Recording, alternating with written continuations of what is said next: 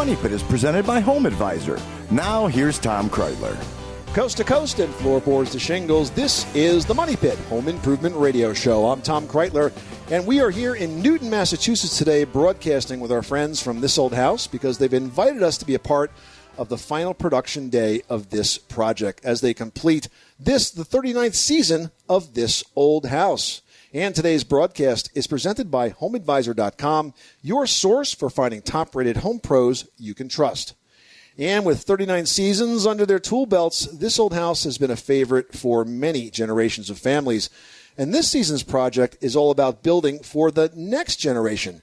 It's a 1,700 square foot home originally built in 1879 and moved to the present site in 1890. The homeowners, Liz and Joe, have a young family, and they've inherited the home from Liz's mom. But what makes this project extra special is that the home is not only being renovated for the next generation of Liz and Joe's family, it's also being renovated by the next generation of skilled tradespeople, thanks to a very special program created by This Old House called Generation Next. Coming up this hour, we'll get all the details straight from the This Old House team, including Tom Silva, Norm Abram, and Kevin O'Connor. Plus, we'll hear from some of the very talented apprentices who, after a nationwide search, were selected to work side by side with the expert tradesmen of This Old House on the project. Plus, we'll meet the lucky homeowners hoping this house will be with them for generations to come, and we'll talk to the design pros that help bring the vision to life. So let's kick it off this hour by talking to general contractor Tom Silva and apprentice Bailey Beers. Welcome, Tom and Bailey. Well, thanks, Tom. Nice to be here, as usual. Yeah, so, This Old House projects are always amazing, but what I think is different about this season is that they're also inspiring when you see the impact the experience has had on these apprentices. So how'd they do? I think they did great. I think they had fun. I think they learned a lot of stuff. They were not complainers at all, which is always good on the job site. I guess that was a good thing. And Bailey, this must have been like going to school for you. This was sort of a very special opportunity to attend This Old House University. Yeah, it was pretty awesome to be able to come down here and learn some new stuff. What was it like learning from the masters? It was awesome. I mean, I watched them when I was a kid, so being able to learn from them was extra special. Well, you're still kind of a kid. Yeah, that's right. You haven't graduated yet. Now, you have just completed your first year of college in the building construction trades. It's a program in Maine. Tell me about that program. So it's at a community college, and we have a building construction program. We also have fine woodworking, and we start off our first year and we build a house right from start to finish. And then now that I've done the first semester of my second year, and we did some commercial stuff and some stairs. And I'm excited to move on to the next semester and do some cabinetry. And we're doing right start to finish on these houses. And you've seen a lot here from start to finish that you'll be able to take forward and share with your fellow students in that program. Now, Tom, one of the things that I liked about this season, which was a little bit different, is because you had the apprentices, you had the ability to kind of create segments in and of themselves that were sort of basic lessons. And the first one I saw you do was an explanation of all the tools that they were going to need straight through to and including the tool belts, which, by the way, look a little bit different now that you're done than when they started. Yeah. Oh, yeah, absolutely. I mean, we get them started with basic stuff. And, I said to them right at the beginning that this may not be something that you prefer or like, and you'll find over time that you'll go with your own belt, your own tools, and, you got to be comfortable with what you're working in because it's attached to you all day long. Absolutely. Now, one of the projects that you had the apprentices work on early on was to completely rebuild the porch. Now, that's a project that most folks that own older homes have to do sooner or later. Those porches wear a lot quicker than the rest of the house, and they start to fall away and sag and rot, and that was what was happening here. But it was a pretty big job for first time out of the gate. It was a big job, and you're so right. Porches wear out over time. The weather, they're beaten up. This one had a roof over it, but it wasn't enclosed on the side, so it still gets beaten up pretty good. The sun in the morning, those are the enemies. But we had structural issues, so we had to reframe the whole underneath. But the big deal was the demolition and the jacking and the supporting. They learned to do that, and they ripped everything out and got ready for new framing. And we went through the framing lessons, and they put it all back together.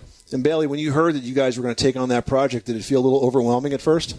A little bit at first, and once we got in, we found lots of issues that we weren't necessarily expecting, but I definitely learned a lot, and it will be helpful with any renovations I do in the future. Yeah, absolutely. We found a lot of insects. Yeah. Well, they need a place to live too, but Absolutely. but just not this porch. Thank you very much. Not this porch, not this ceiling, the wall, and the sill.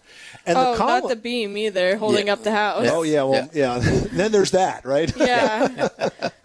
Now, one of the things you guys tried to save initially in the porch was the columns, and that's something we all appreciate, the architecture of 100 years past. We have these beautiful columns. You couldn't do that, but I think you didn't know that until you really took it apart.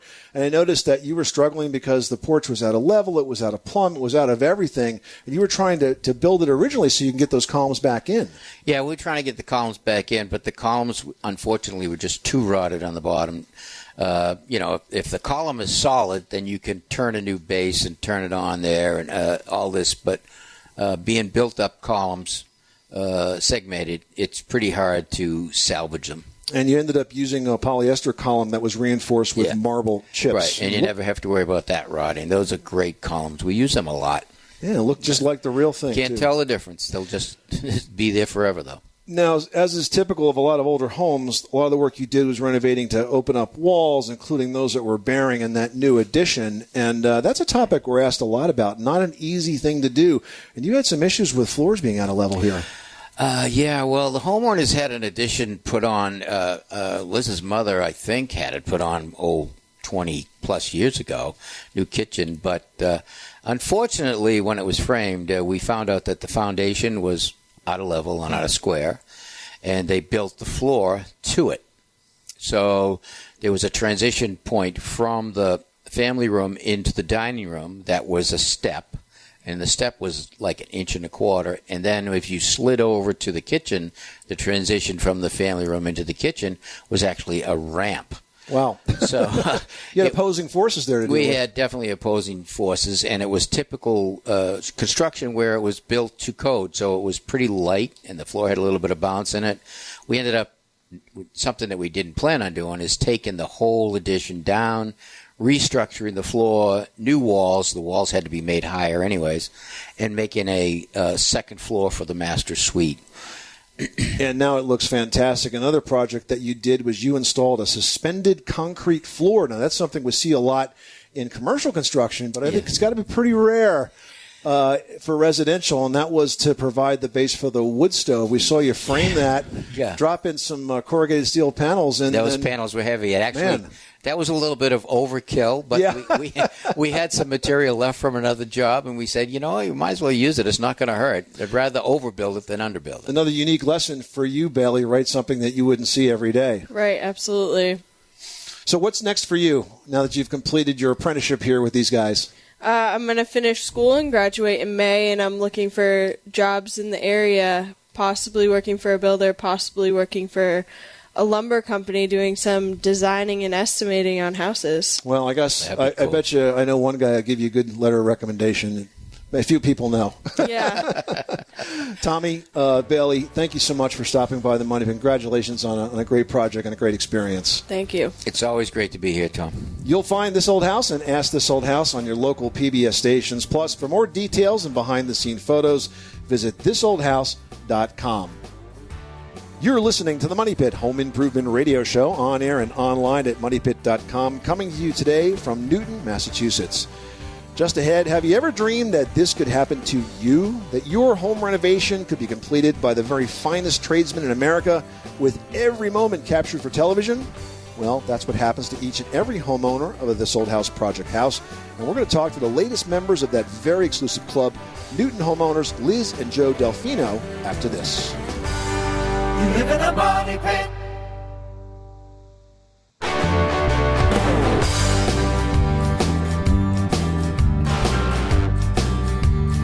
Money pit. The Money Pit is presented by Home Advisor. Find trusted home improvement pros for any project at homeadvisor.com. Making good homes better. This is the Money Pit Home Improvement Radio Show. I'm Tom Kreitler, and on location today in Newton, Massachusetts, the site of the current project on this, the 39th season of America's most popular home improvement television show, This Old House. You can follow the progress online at thisoldhouse.com and catch the latest episodes on your local PBS stations. And if all this talk of home remodeling has you thinking about your next project, you can call in your home improvement question right now to 1-888-MONEYPIT, presented by HomeAdvisor.com. Well, for many homeowners, having a renovation completed by the team at This Old House was a dream come true, and that's exactly what happened to Liz and Joe Delfino, the owners of this beautiful home. It was completed today. You guys must be two very happy people right now. I just can't believe it. Right? After all of these weeks, to see it all come together must be overwhelming. Yeah, it's amazing. I mean, we've been thinking about this house for so long, and to actually walk through it and have it finished. See it done, right? Yeah. Liz, tell me about the backstory on this house. I understand you grew up here.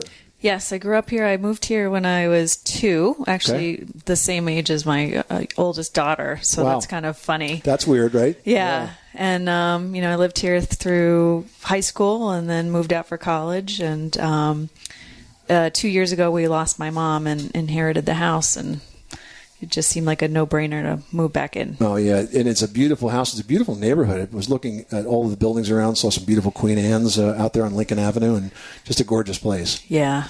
Now, you had some kind of weird problems with this house that you dealt with, right? One of them was a very strangely placed fireplace. Oh, yeah. I guess that was there when you were a kid. Did you ever even use it? Oh, we did, yeah. We would light it for, different parties. I got to roast a few marshmallows. Yeah. Santa would come down the chimney and we'd have our stockings there. But really it was freezing. Yeah.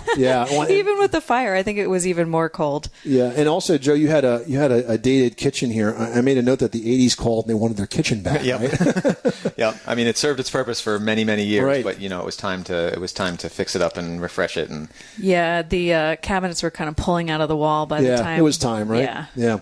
Now, you worked on some projects yourself. Let's talk about some of those, Joe. I know that the wood stove was an important project for you. Yeah, I grew up having a wood stove, and it's just such a nice thing to have in the living room and have that nice heat. And I really wanted to. That was one of the first things that we decided about this is we were going to do work on it. We wanted to put a wood stove in. And those wood stoves today are a lot more efficient. They're a lot safer to do, and you can put them in more places. Yeah. Our stove is actually a catalytic stove, so it's similar to a catalytic combustor in a car. It reburns all the exhaust, and it's really efficient. And Liz, you actually took a stained glass class, right? Stained glass window class, and built a window for this house? I did, yeah. I returned to this instructor, Michel, I'm going to butcher his last name, Lehulier. Okay. And I had taken a class with him 10 years ago and did a window in our Somerville house, and then I decided we really wanted to do something like that here in Newton. And the best way to do it was to take his class, and it was mostly a studio with a lot of guidance and other people who had done a lot of work in stained glass. So I had a lot of time and was able to complete it on time. That's fantastic. And Joe, you got to work with the master himself, Norm Abram, master contractor, and actually got to hang a bunch of doors. You used old doors. I know you guys recycling and repurposing was important to you, and you actually reinstalled some doors from different parts of the house up here with Norm. Yeah, he had me chiseling out the openings for the hinges and everything, right. And we took a little tweaking, but we got them all to close properly, and that's one of those things that it's one of my pet peeves. I really can't stand doors that don't close properly. So it was exciting to be able to do that with that door closes perfectly now, and I can tell you it will for generations. Yep. Right? So you guys must be excited about now this house is really ready for your daughter and all the generations to follow, right? Yeah, yep. It's unbelievable that we get to live here and just so blessed. Yeah. I don't know. Yeah, it doesn't seem real, It doesn't seem like we're actually going to move in and live here, but we are. Only a week, so. Well, all right. Well, congratulations. It's a beautiful home. So glad you're able to have it restored now for the next generation with the help of This Old House and their very talented apprentices. So good luck. Yeah. Thank you so much. And you'll find This Old House and Ask This Old House on your local PBS stations. Plus, for more details and behind-the-scene photos, visit thisoldhouse.com or follow @ThisOldHouse on Twitter and Facebook, #TOH Newton. Well, it takes a trained eye to make sure what starts as concrete, lumber, and drywall becomes a beautiful, stylish home, and that's the task of the design team. To learn more about the design work that went into this home, I'm pleased to welcome designer Chloe Rideout. Welcome, Chloe. Hello. So I understand that your firm did both the architectural plans and the design work. Now, as a designer, that's kind of unique, and it's kind of cool because sometimes by the time you get to the job, all these decisions were made for you, right? Right. Well, we have a great, sense of communication in the office since we have the architects and the designers in the same space. So in a sense, it really opens up the realm for possibilities during the construction phase. You have a good sense of what's going on. If you have any questions that arise during construction, it's very easy to communicate with everyone. It's a really good system, we find. So the earlier the designers involved, the better for the final result. Right. That's great. Now, one of the things that you worked on a lot was the tile choices, and one of the products you recommended was cement tile. That's not as well known as other types of tile. Can you talk about that? So cement tile is great and has a lot of customization. You can, there was the episode where we got to customize the tile in the mudroom, and we got to pick everything from color to the pattern and really make it their own. Really great material for that, which I'm sure Leslie knows. And you actually were using an online tool where you could pick not only the color of the tile, but the color of every piece of the pattern and see it sort of painted in front of you. Now, that's pretty cool because I'm sure you, over the years, have spent many hours in tile showrooms just looking at every piece of ceramic or marble or whatever that's out there to find that perfect tile. And even doing that, by the time you get it to the house half the time, it doesn't feel the same. You're actually doing it right from scratch. Right. That's sort of how we started the journey. We were looking at what was available in a tile showroom for cement. And then we were like, this isn't really exactly what we want. And that's where we came across this brand that let us customize using the online software to make sure that, the end result was really what the homeowners and we wanted. Now, Chloe, I saw that you worked in the kitchen a lot. There was a lot of elements of the kitchen. And what I think was interesting about that process is that you started with a piece of china Correct. That was interesting and important to Liz, the homeowner. Right. It belonged to her grandmother. And that's not unusual. People get overwhelmed by the choices when you say, well, what do you like? Well, I like this plate. Can we start building from that? That's a great technique for people to kind of figure out what colors and patterns and feel they want for a room. Right. And, because this house was so much about her family, we thought it was a really good jumping off point for the kitchen design to take the element of blue and a dark blue and, displaying the china and really incorporate that into all the visual elements of the kitchen. So, Chloe, before I let you go, I've got to ask you one question. We get asked this all the time. Folks have bathrooms with well-built tile, mud walls, but the colors are awful. We're talking about the lavenders and the avocados and the sunflower yellows from years ago, no longer in style. How do you decorate around that without replacing the tile? So I think one of the best things to do is to embrace it and do something a little fun with it. You can bring in some neutral patterns in there. You can maybe switch the plumbing fixtures so you're doing a fun finish on that, maybe some satin brass. But a lot of the bathrooms that we're seeing now are really embracing some of those mid-century modern design elements, and a lot of those have those older colors like the avocado, the lavender, the pink. More and more you're going to be seeing an embrace of those funky color choices. So if you wait long enough, it'll come back in style. Fantastic. Chloe Rideout, the designer for This Old House. Thanks so much for stopping by the Money Pit. Thank you. Hey, if you'd like to learn more about this project, you'll find This Old House and Ask This Old House on your local PBS stations. Plus, for more details and behind-the-scene photos, visit thisoldhouse.com. This is the Money Pit Home Improvement Radio Show, broadcasting today from a beautiful 1890s multi-generational home in Newton, Massachusetts. And it's where the This Old House team has invited the next generation of skilled tradespeople to help restore it. For the answers to your home improvement questions, you can call us right now at 888-MONEY-PIT, presented by HomeAdvisor.com. Just ahead, we'll be joined by master carpenter Norm Abram and find out about the projects he took on in this home to get it ready for the next generations. Plus, we'll meet more of the apprentices who are working side by side with Norm and the team and inspiring millions more to become the next generation of skilled tradespeople at home. We'll be back with that and much more live from the This Old House project in Newton, Massachusetts after this. 888 Money Pit.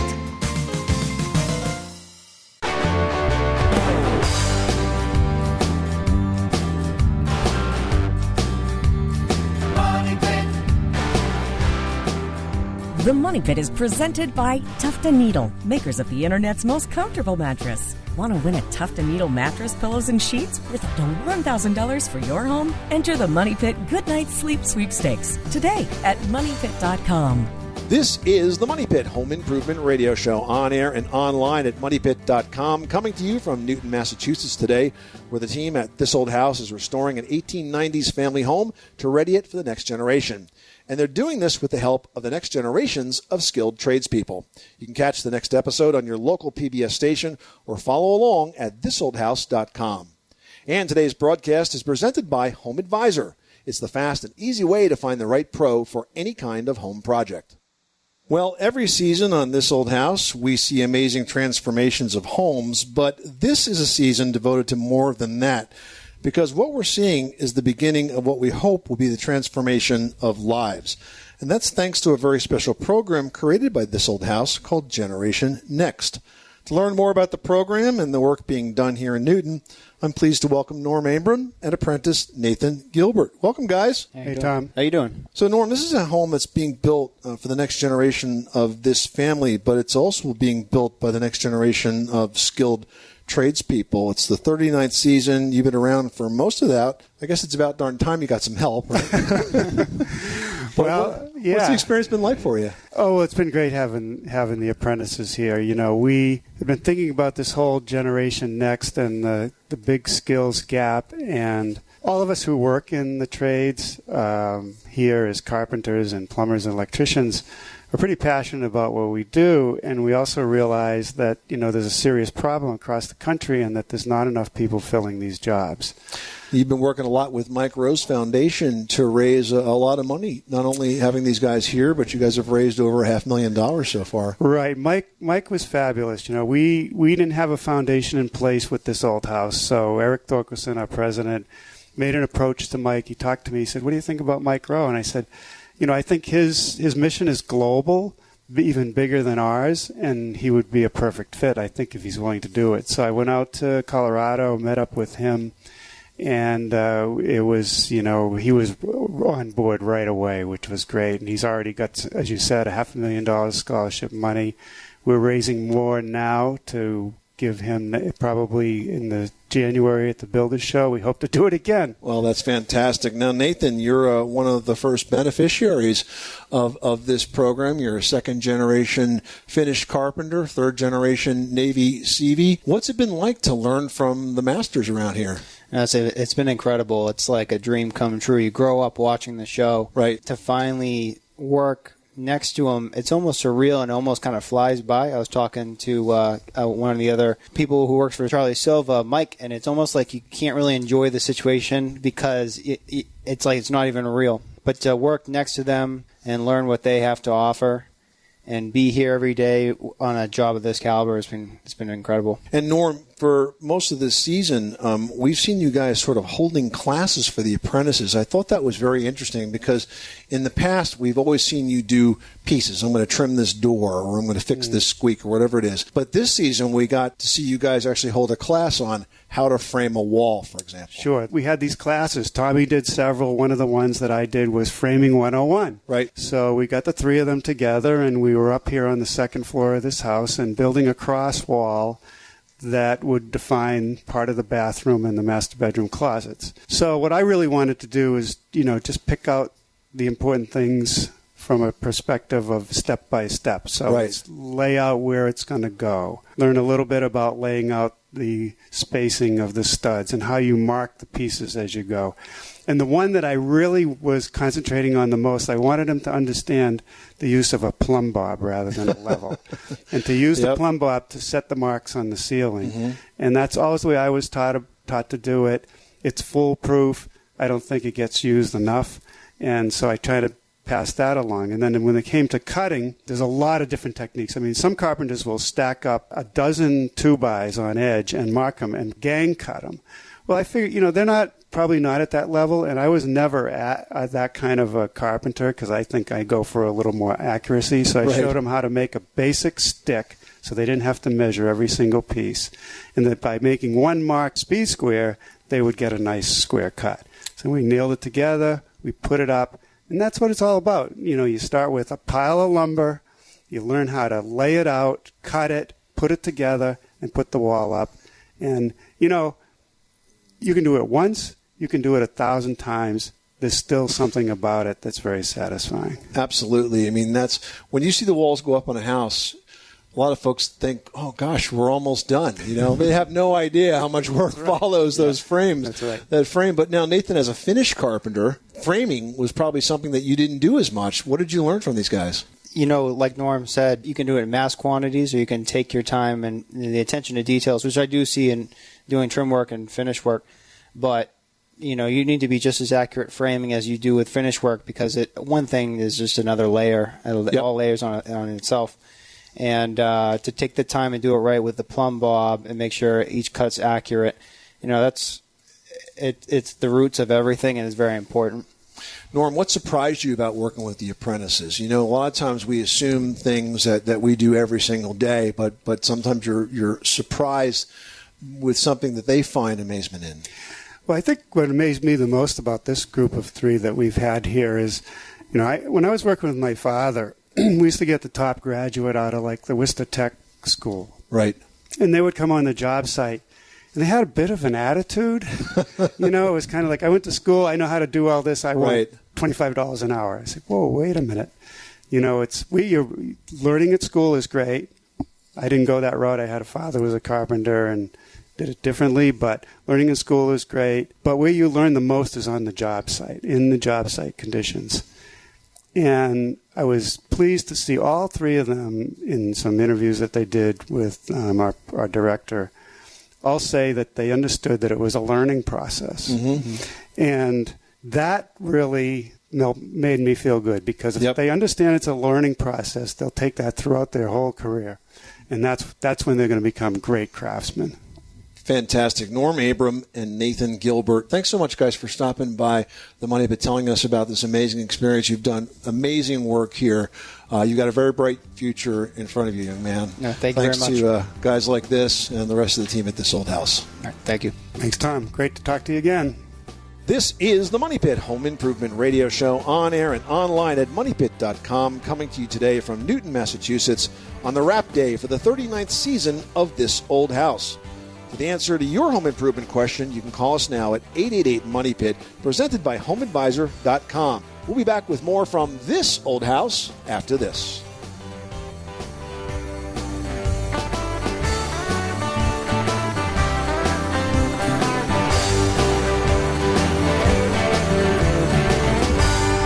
You live in a money pit.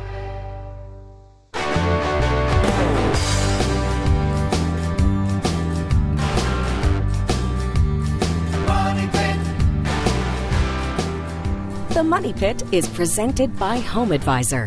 Find trusted home improvement pros for any project at HomeAdvisor.com. Making good homes better. This is the Money Pit Home Improvement Radio Show. I'm Tom Kreitler, on location today in Newton, Massachusetts, at the site of the current project on the 39th season of America's most popular home improvement television show, This Old House. Now, we get to see this program one episode at a time, one perfectly polished episode at a time, but the work that goes into this starts many, many months before you actually see it on air, and it involves a lot of time on the part of my next guest. Chris Wolf is the executive producer of This Old House. Welcome, Chris. It's great to be here. Now, producing a show like this where you've got to deal with not only a construction schedule, but a production schedule for the TV show is a whole new set of challenges that most remodelers don't have to face.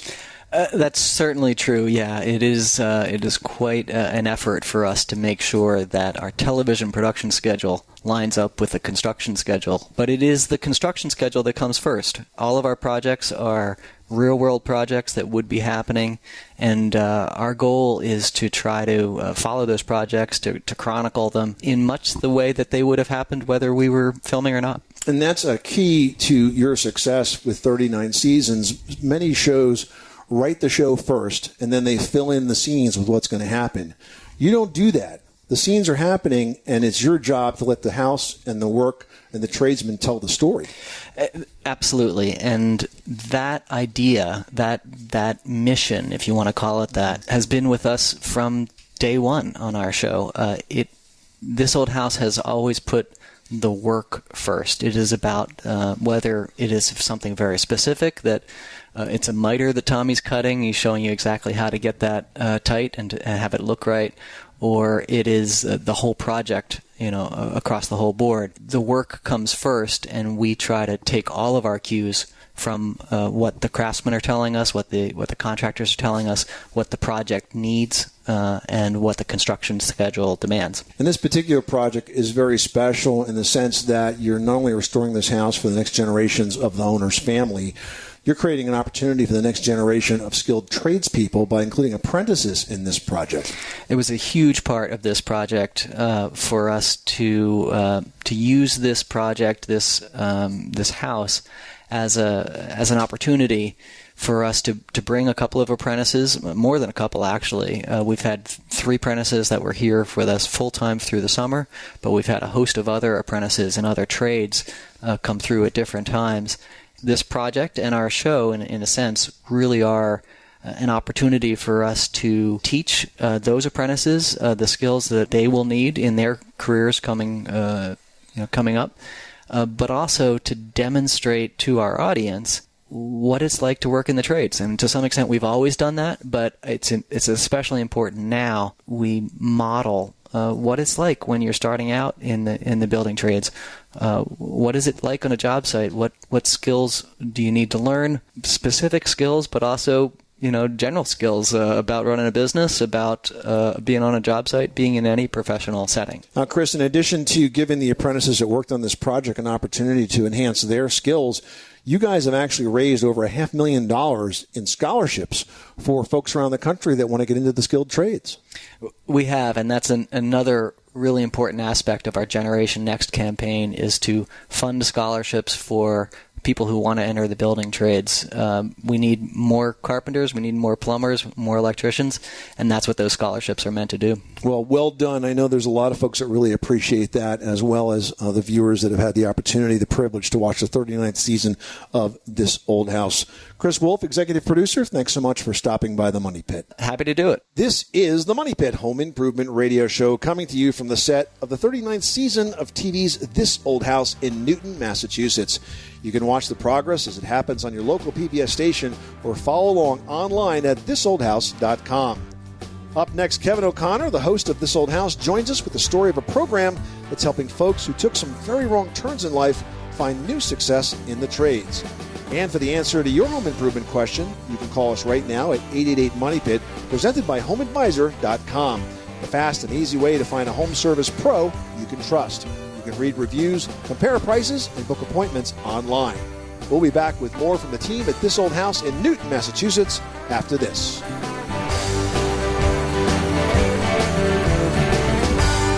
You live in a money pit.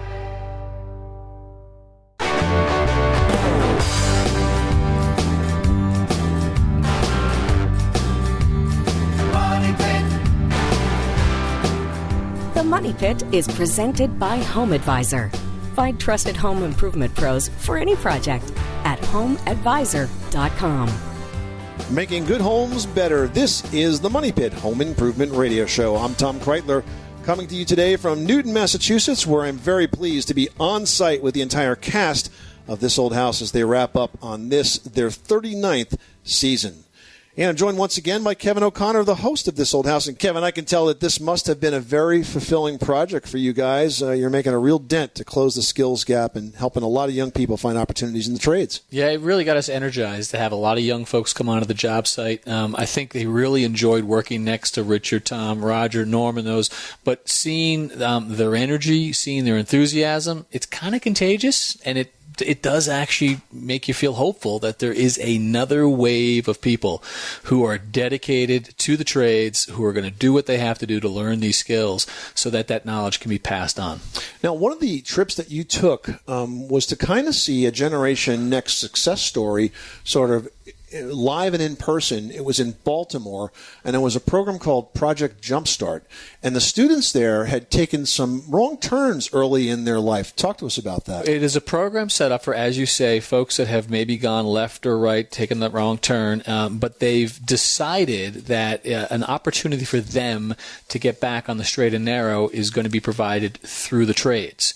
And that's not always an easy step to take. And so Project Jumpstart is there to do a couple of things. They're there to actually give them an education. So they're in classes and they're learning things that are important, such as math and writing and those types of things. But they're also learning a trade. So they had guys out on the floor learning how to drill through the studs, to run the plumbing pipes, how to actually wire electrical boxes, different skills for different trades.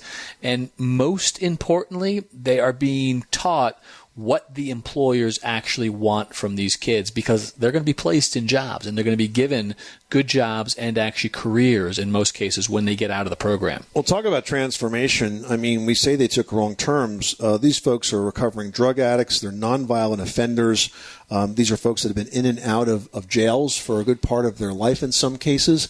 And they've really gotten their act together with this program. And the program really sort of holds their feet to the fire, doesn't it? Yeah, because I think if you made those decisions, it's very difficult for an employer to take a chance on you. And so Project Jumpstart is trying to show the employers who they've got good relationships with that these kids are qualified, that they've made changes in their life. And the interesting thing is the employers, what they've told the program is, you know what, I'm not actually that concerned with their ability to wire an electrical box or to plumb a house. Right. What they really want is they want a good attitude. Mm-hmm. They want somebody who's going to show up on time, and they want somebody who's going to stay there and work hard. And it is a very rigorous program. If you do not show up 2 or 3 times for class, you're out. You're done. That's it. And they just need to know. And they learn that very quickly, that a lot of this is about great attitude and getting there to the job site without being late, because that's what employers want. Well, great project, great initiative. If there are folks listening that would like to get involved in the trades, what advice would you give them? Well, I think, it's something that people should consider. There's been a stigma, I think, that's been bad for the trades, so you should realize that there are a lot of very smart, talented people with very good careers. There's a lot of jobs out there that exist that are unfulfilled. So think about it as a viable alternative for college. Kevin O'Connor, the host of This Old House. Great work this season, my friend. Thanks so much for being a part of the Money Pit. Thank you for having us. Always a pleasure to be here. You've been listening to the Money Pit Home Improvement Radio Show, coming to you from Newton, Massachusetts, and the home of the 39th season of TV's This Old House. I want to take an opportunity to extend a very special thank you to the entire team of This Old House for welcoming us here today. And if you'd like to learn more about the Newton Project or the Generation Next initiative, visit thisoldhouse.com or follow @thisoldhouse on Twitter and Facebook, #TOH Newton. I'm Tom Kreitler. Remember, you can do it yourself, but you don't have to do it alone.